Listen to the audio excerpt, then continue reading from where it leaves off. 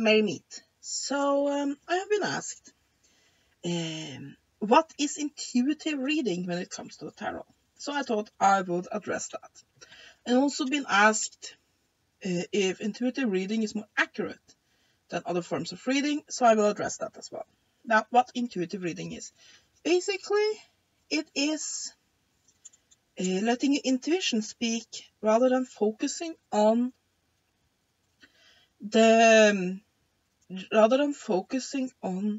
what the card meanings are, what official card meanings are. Some do this by looking at the pictures and just reading what they see within that card rather than what the official meaning are as in connection with the question. Let me show you. Yes, fetch a deck here. Let's have this one. The Nicoletta Tarot. So let's just open it up. Oh, come on. You want to open. So let's just pick a card at random here. Let's say I had a client that asked me about love. If their current relationship would blossom.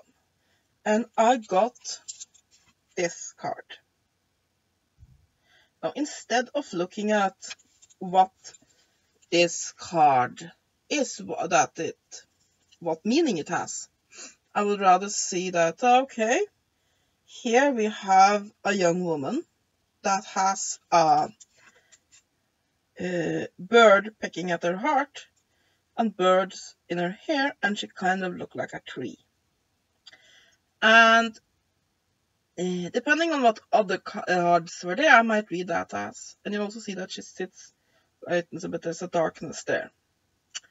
That I would say that this client of mine is probably more concerned about the relationship working and more desperate for it to work than her lover, and that this might lead for him or her to take advantage of the client by the bird pecking at her heart, and that this is somebody who might be thinking more with their emotions than their senses, and that she needs to ground herself and have a closer look at that relationship and see if this is something that's really worth sticking up for. That she might be so desperate for love that she is settling, and that perhaps she should spread her wings and fly and know that there are more fish in the sea than just this one person. Just as an example, without looking at the card meaning, we can take another one just for as an example. Let's say somebody had asked me about their finances. And of course, like with all readings, you have to look at what cards are beside them and what card position they are and so on. But let's just say it was a one card thing and it was about finances. And I got this. Now, as you see here, it's a girl with bees around her, with her bottom appearing to be a bee hive, which has wings and a crown on her head, and yeah, you can see it. But there's these clouds around here.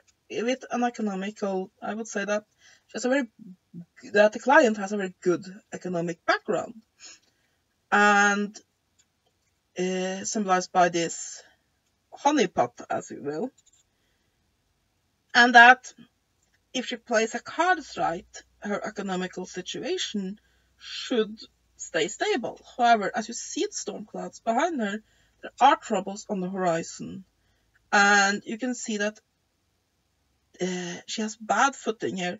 She flies, but at the same time she seems like she's failing a bit, so that there might be finances might take a turn for the worse. But you see here the bees are not abandoning her, so I don't think it will be a massive loss.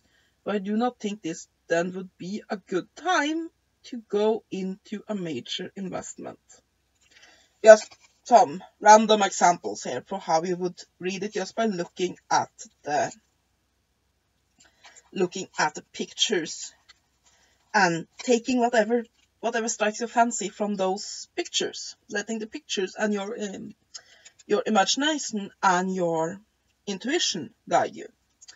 And for many people, they find this easier than to memorize what each card means. Another method of intuitive reading is to not even look at the cards, you just lay them and you sort of see what energies you feel from them. We can demonstrate that as well.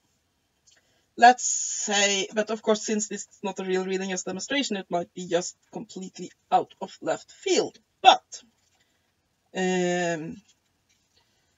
if you have seen a movie called Five Girls, it's a horror movie.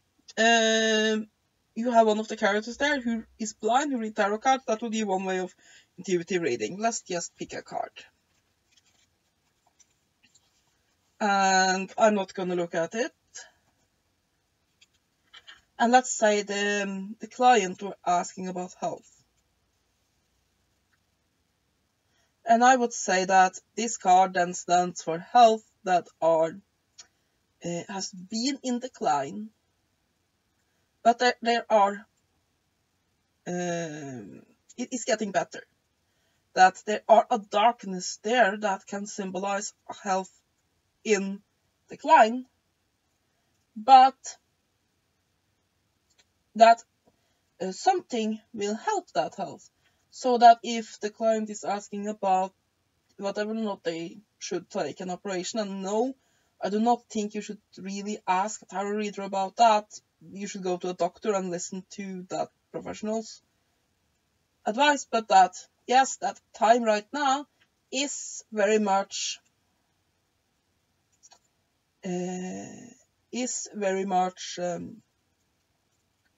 prosperous for changes to basically for an operation, anything that changes your health, because that will lead to a health increase. So yeah, as you can see, darkness but a flourishing here. So yeah, you can do it like that as well. So do everybody have this ability to read the cards intuitively? Yeah, but some readers are better at reading it basically by the official card definitions, while others are just better at reading things intuitively. For me, I use both. I use the card definitions, but when my intuitions say that something, that's what it means, but that's different from what the card means, and I get that feeling, I go with what my gut feeling says.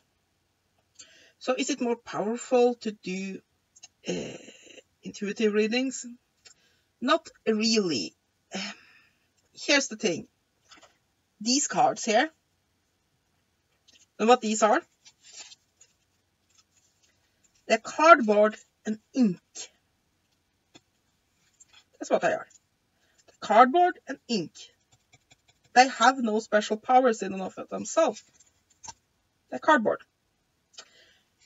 The one that's actually doing the divination is you, the cartomancer. And whatever or not this is, one way or another, is the most powerful depends on you. Because here's the thing, various forms of divination, that be the pendulum, tarot, the crystal ball, whatever you use, is just ways for you to communicate with energy, communicate with the world. And well, you can say that some methods are easier than others. They're easier for beginners, while some need more intuition, need more understanding, and basically some are just easier than others. Generally speaking, anything can be used as divination. I can take these breath mints here, collect them in my hand, and just toss them at the floor, and just read the patterns. Anything that can form some sort of randomness in it can be used for divination. And really what makes a good diviner is somebody who has found a way to find the methods that works best for them. So if you are a more intuitive person and you feel that you never really gotten a good response with official tarot meanings, but it really works for you to read intuitively, then that's better for you. Others feel that it works better for them to have that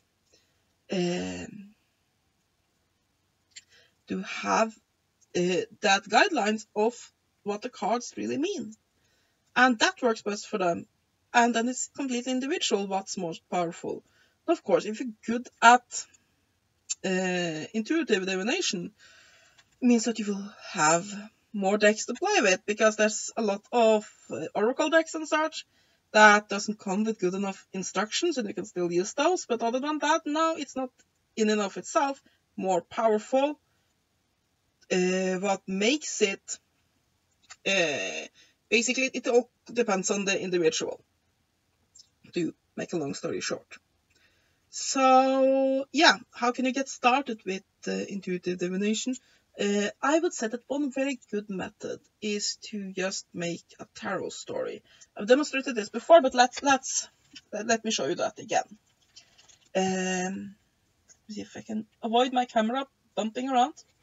So let's just randomly just shuffle the cards.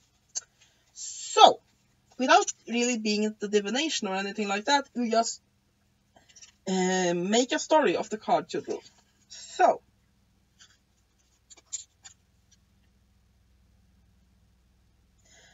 and then you just go not by what the card's saying, because there's another exercise if you want to learn more to memorize the card meanings. You can do exactly the same thing, but then go the story about what the card meanings, but you can also do it just what you see. So I would say little Elise was a little sad girl because all her friends had left her, and she was feeling down and in the dumps.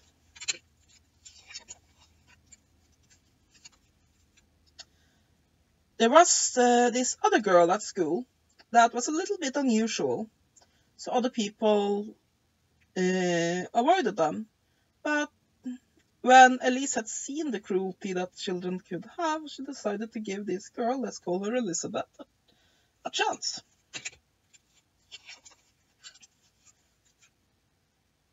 So Elise and Elizabeth started playing together, and while Elizabeth was decidedly strange, they became good friends.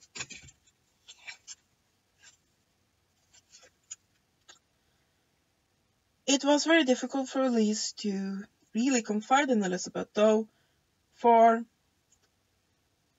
while she was a good friend, Elise had really had a problem with other human beings. She preferred animals.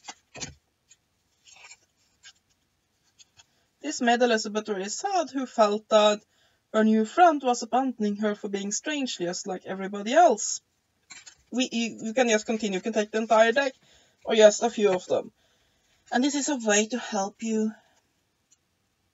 just read each card of the other, and also work your imagination and intuition when it comes to the cards.